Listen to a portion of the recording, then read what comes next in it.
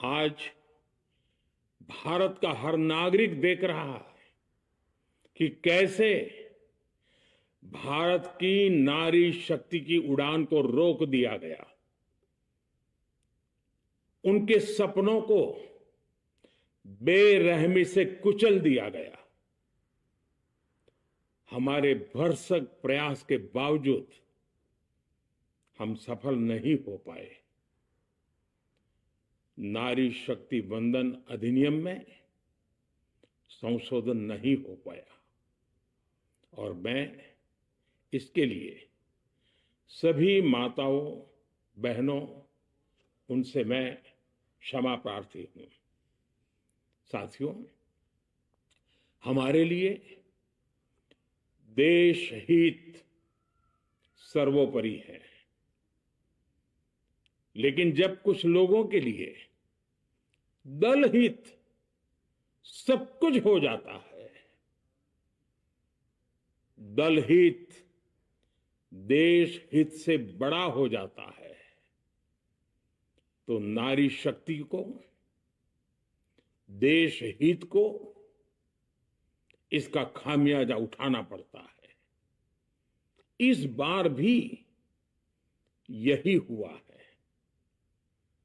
Congress, DMK, TMC और Samajwadi party जैसे दलों की स्वार्थी राजनीति का नुकसान देश की नारी शक्ति को उठाना पड़ा है। साथियों, कल देश की करोड़ों महिलाओं की नजर संसद पर थी। देश की नारी शक्ति देख रही थी। मुझे भी ये देखकर बहुत दुख हुआ कि जब ये नारी हित का प्रस्ताव गिरा तो कांग्रेस, डीएमके, टीएमसी, सपा जैसी परिवारवादी पार्टियां खुशी से तालियां बजा रही थी। महिलाओं से उनके अधिकार छीनकर ये लोग मेजें थपथपा रहे थे। उन्होंने जो किया वो केवल टेबल पर थाप नहीं थी, वो नारी के स्वाभिमान पर, उसके आत्मसम्मान पर चोट थी। और नारी सब भूल जाती है, अपना अपमान कभी नहीं भूलती। इसलिए संसद में कांग्रेस और उसके सहयोगियों के उन सबके व्यवहार की कसक हर नारी के मन में हमेशा रहेगी। देश की नारी जब भी अपने क्षेत्र में इन नेताओं को देखेगी तो वो याद करेगी कि इन्हीं लोगों ने संसद में महिला आरक्षण को रोकने का जश्न मनाया था, खुशियां मनाई थी। कल संसद में नारी शक्ति वंदन संशोधन का जिन भी दलों ने विरोध किया है, उनसे मैं दो टूक कहूंगा। ये लोग नारी शक्ति को फॉर ग्रांटेड ले रहे हैं। वो ये भूल रहे हैं कि 21वीं सदी की नारी देश की हर घटना पर नजर रख रही है। वो उनकी मंशा भांप रही है और सच्चाई भी भली भांति जान चुकी है। इसलिए महिला आरक्षण विरोध करके जो पाप विपक्ष ने किया है, इसकी उन्हें सजा जरूर मिलेगी। इन दलों ने संविधान निर्माताओं की भावनाओं का भी अपमान किया है और जनता द्वारा इसकी सजा से भी वो बच नहीं पाएंगे। साथियों, सदन में नारी शक्ति वंदन संशोधन किसी से भी कुछ छीनने का नहीं था। नारी शक्ति वंदन संशोधन हर किसी को कुछ न कुछ देने का था, देने के लिए संशोधन का था। ये 40 साल से लटके हुए नारी के हक को 2029 के अगले लोकसभा चुनाव से उसका हक देने का संशोधन था। नारी शक्ति वंदन संशोधन 21वीं सदी के भारत की नारी को नए अवसर देने, नई उड़ान देने, उसके सामने से बाधाएं हटाने का महायज्ञ था। देश की 50% यानी आधी आबादी को उसका अधिकार देने का साफ नियत के साथ, ईमानदारी के साथ किया गया एक पवित्र प्रयास था। नारी को भारत की विकास यात्रा में सहयात्री बनाने और सबको जोड़ने का प्रयास था। नारी शक्ति वंदन संशोधन समय की मांग है। नारी शक्ति वंदन संशोधन उत्तर, दक्षिण, पूर्व, पश्चिम सभी राज्यों की, हर राज्य की शक्ति में समान वृद्धि का प्रयास था। ये संसद में सभी राज्यों की आवाज को अधिक शक्ति देने का प्रयास था। राज्य छोटा हो, राज्य बड़ा हो, राज्य की आबादी कम हो या राज्य की आबादी ज्यादा हो, सबकी समान अनुपात में शक्ति बढ़ाने की कोशिश थी। लेकिन इस ईमानदार प्रयास की कांग्रेस और उसके सहयोगियों ने सदन में पूरे देश के सामने भ्रूण हत्या कर दी है, भ्रूण हत्या कर दी है। ये Congress, TMC, Samajwadi party, DMK जैसे दल इस भ्रूण हत्या के गुनहगार हैं। ये देश के संविधान के अपराधी हैं। ये देश की नारी शक्ति के अपराधी हैं। साथियों, कांग्रेस महिला आरक्षण के विषय से ही नफरत करती है। उसने हमेशा से ही महिला आरक्षण को रोकने के लिए षड्यंत्र किए हैं। इस दिशा में पहले जितनी बार भी प्रयास हुए, हर बार कांग्रेस ने इसमें रोड़े अटकाए हैं। इस बार भी कांग्रेस और उसके साथियों ने महिला आरक्षण को रोकने के लिए एक के बाद एक नए झूठ का सहारा लिया। कभी संख्या को लेकर, कभी किसी और तरीके से कांग्रेस और उसके साथियों ने देश को गुमराह करने की कोशिश की। ऐसा करके इन दलों ने भारत की नारी शक्ति के सामने अपना असली चेहरा सामने ला दिया है, अपना मुखौटा उतार दिया है। साथियों, मुझे व्यक्तिगत तौर पर आशा थी कि कांग्रेस अपनी दशकों पुरानी गलती सुधारेगी। कांग्रेस अपने पापों का प्रायश्चित करेगी।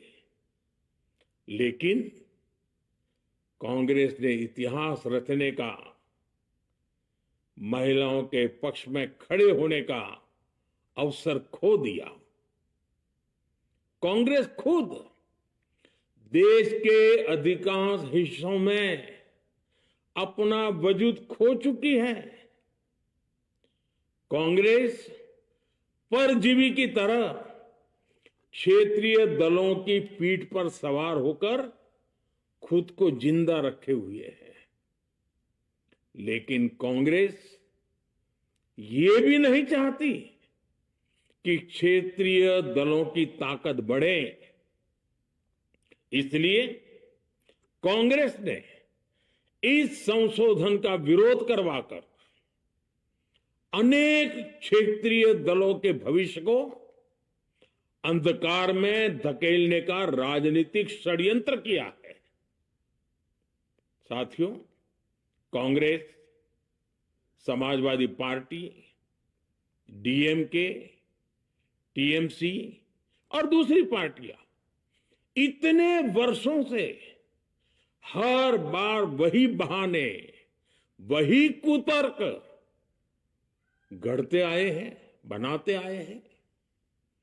कोई न कोई टेक्निकल पेंच फंसाकर ये महिलाओं के अधिकारों पर डाका डालते रहे हैं। देश राजनीति का ये भद्दा पैटर्न बराबर समझ चुका है और उसके पीछे की वजह भी जान चुका है।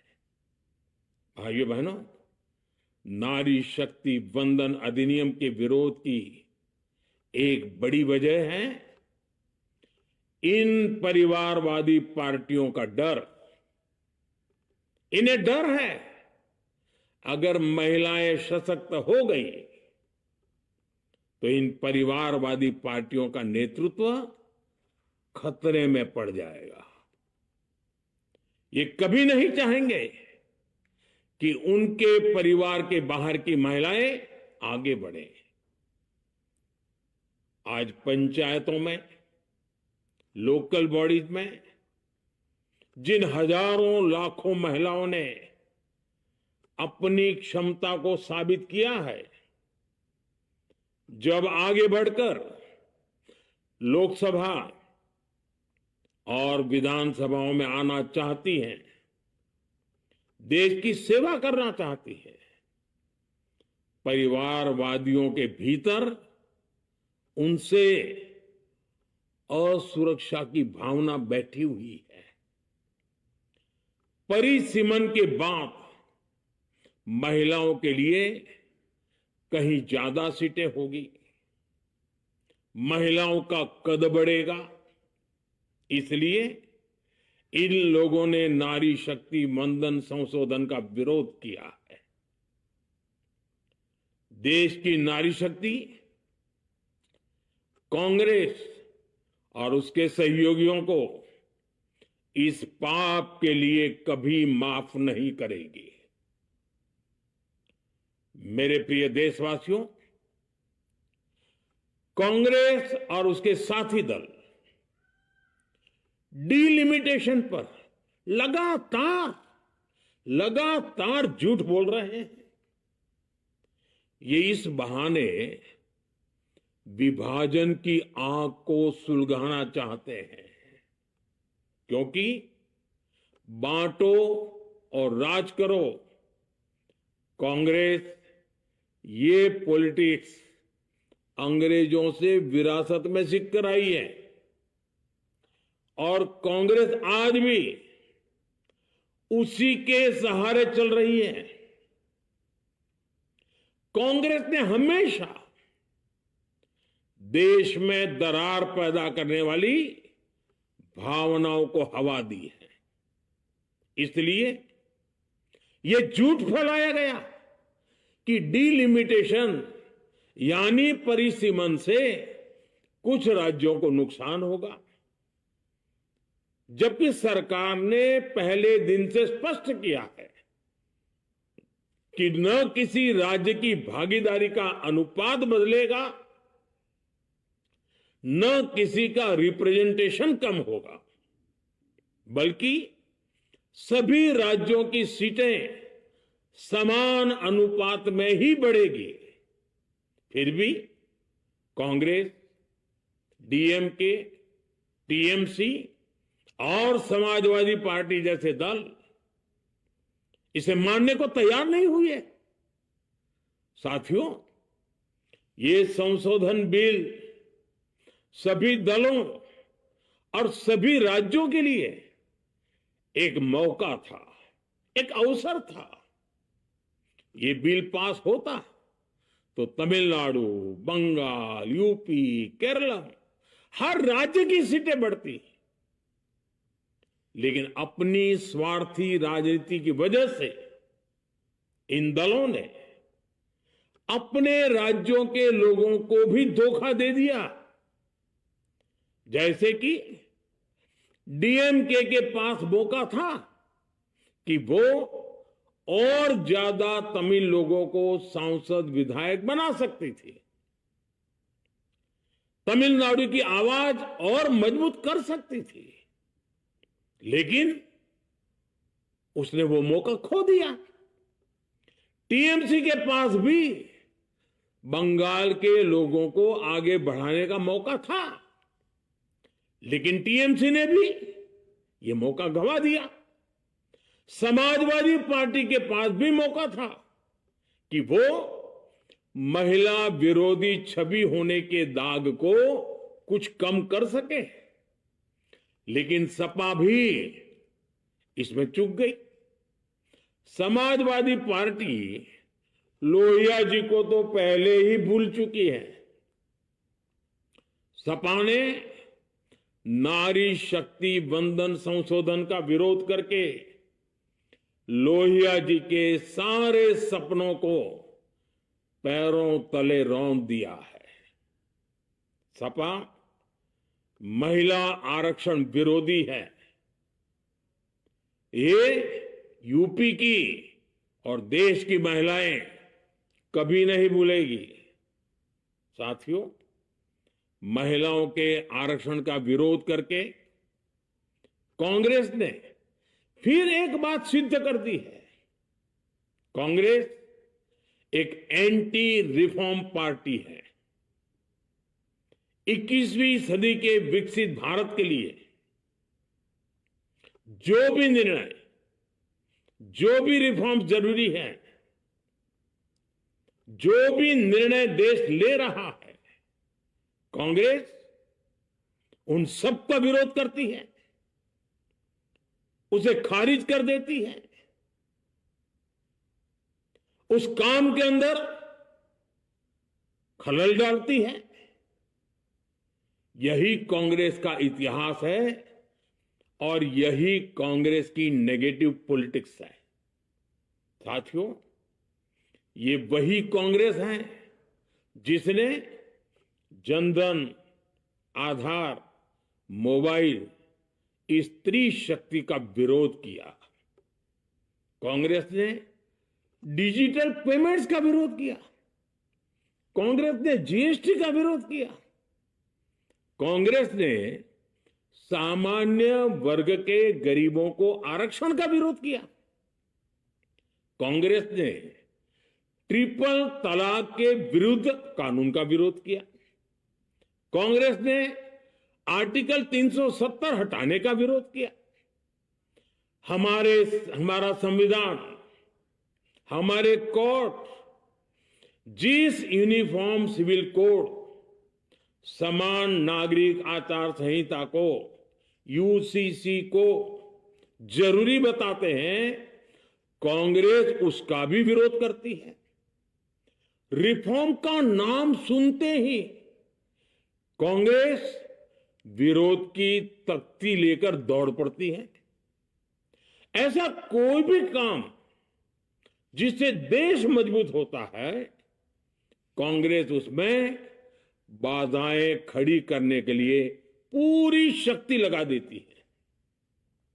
Congress one nation one election का विरोध करती है। कांग्रेस देश में घुसपैठियों को भगाने का विरोध करती है। कांग्रेस मतदाता सूची के शुद्धिकरण एसआईआर का विरोध करती है। कांग्रेस वक्फ बोर्ड में रिफॉर्म का विरोध करती है। साथियों, कांग्रेस ने शरणार्थियों को सुरक्षा देने वाले सीएए कानून तक का विरोध किया। इस पर झूठ बोलकर, अफवाहें फैलाकर देश में बवंडर खड़ा कर दिया। कांग्रेस माओवादी नक्सली हिंसा को समाप्त करने के देश के प्रयासों में भी रुकावटें डालती है। कांग्रेस का एक ही पैटर्न रहा है, कोई भी रिफॉर्म आए तो झूठ बोलो, भ्रम फैलाओ। इतिहास साक्षी है, कांग्रेस ने हमेशा यही नेगेटिव रास्ता चुना है। साथियों, जो भी कार्य देश के लिए जरूरी फैसला होता है, कांग्रेस इसको कारपेट के नीचे डाल देती है। कांग्रेस के इसी रवैये की वजह से भारत विकास की उस ऊंचाई पर नहीं पहुंच पाया जिसका भारत हकदार है। आजादी के समय उस दौर में हमारे साथ और भी कई देश आजाद हुए थे। ज्यादातर देश हमसे बहुत आगे निकल गए और इसकी वजह थी कि कांग्रेस हर रिफॉर्म को रोककर बैठी रही। लटकाना, भटकाना, अटकाना, यही कांग्रेस का सिद्धांत रहा है, यही कांग्रेस का वर्क कल्चर रहा है। कांग्रेस ने पड़ोसी देशों के साथ सीमा विवादों को लटकाया। कांग्रेस ने पाकिस्तान के साथ पानी बंटवारे से जुड़े विवादों को लटकाया। कांग्रेस ने ओबीसी आरक्षण के निर्णय को 40 साल तक लटकाए रखा। कांग्रेस ने सैनिकों के लिए वन रैंक वन पेंशन को 40 साल तक रोके रखा। साथियों, कांग्रेस के इस रवैये ने हमेशा देश का बहुत बड़ा नुकसान किया है। कांग्रेस के हर विरोध, हर अनिर्णय, हर छल प्रपंच का खामियाजा देश ने भुगता है, देश की पीढ़ियों ने भुगता है। आज देश के सामने जितनी भी बड़ी चुनौतियां हैं, वो कांग्रेस के इसी रवैये से उपजी हुई है। इसलिए ये लड़ाई सिर्फ एक कानून की नहीं है, ये लड़ाई कांग्रेस की उस एंटी रिफॉर्म मानसिकता के साथ है जिसमें सिर्फ नेगेटिविटी है, नकारात्मकता है।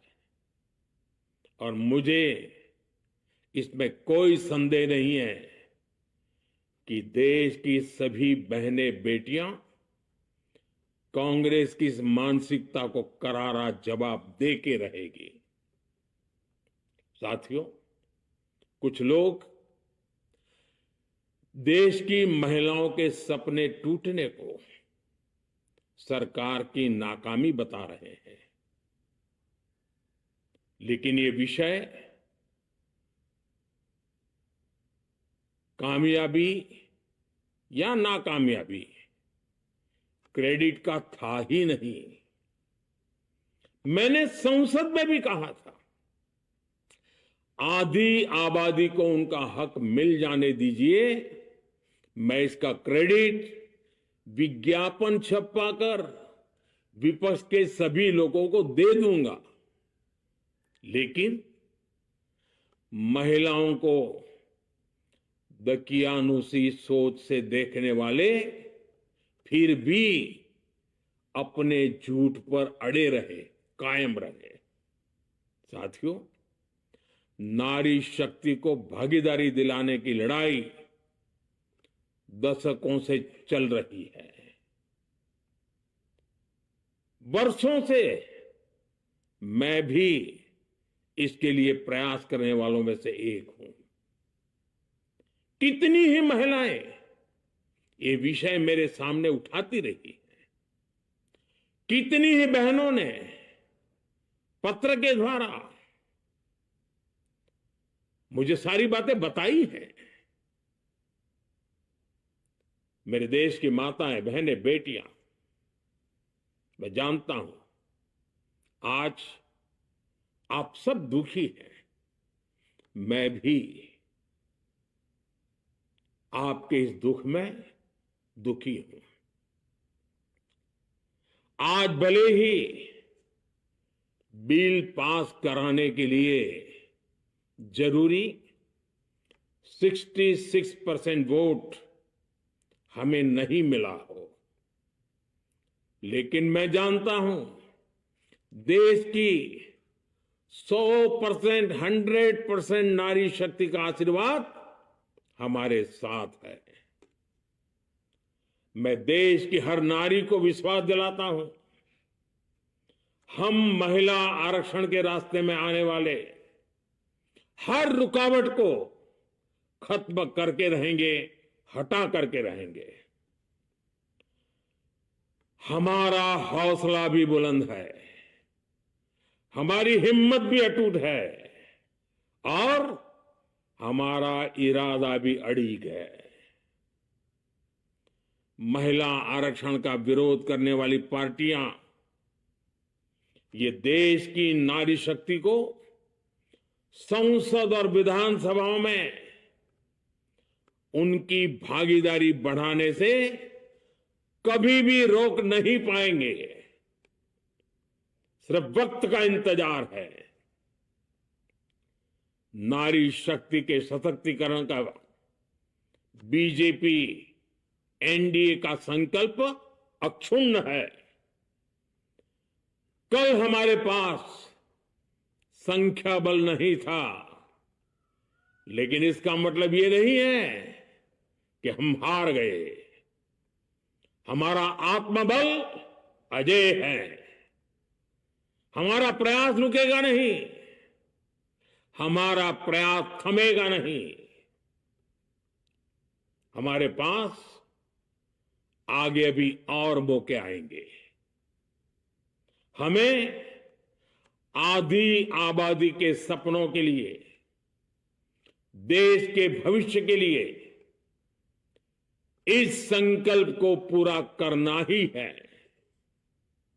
आप सबका बहुत बहुत धन्यवाद।